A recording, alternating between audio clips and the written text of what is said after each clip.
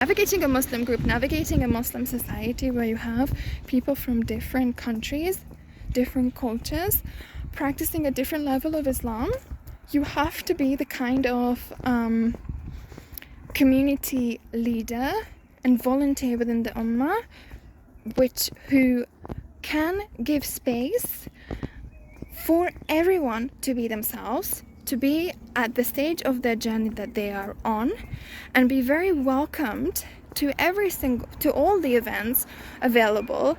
So be an open community that allows for everyone to be present, to participate, and give people a voice. And for example, I like to ask, sometimes I like to speak to people and ask about how they felt in an event, or what other events they would like to see, what would be important for them, because I might come up with a couple of ideas and then I'm out. we need more views, and we need to consider what it is that is important for different groups of people and the individuals as well.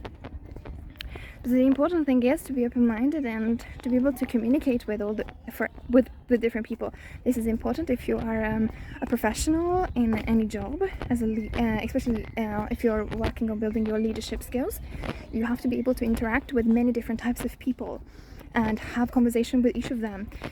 For example, I remember a couple of weeks ago, me and my co-worker in the community, we went to Norway. We went to a conference which had one day of the conference was interfaith dialogue, and there were other people present. And for example, we had people who were even atheists, and I just remember sort of some of the things, or the way that people were speaking sometimes were very hurtful, or even felt disrespectful or triggering as a Muslim.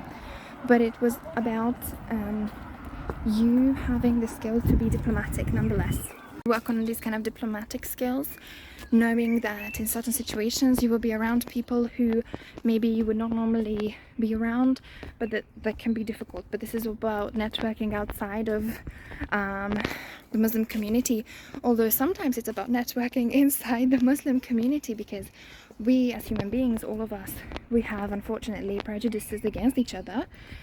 Hopefully we can look within and change that for the better, change ourselves, how we behave towards different people. But it can happen that you meet someone and they behave in a way that you do not really appreciate their behavior, and you still have to have the skill set to interact with them and do your best in that situation. So Dawah is about being very smart, I think, in many cases.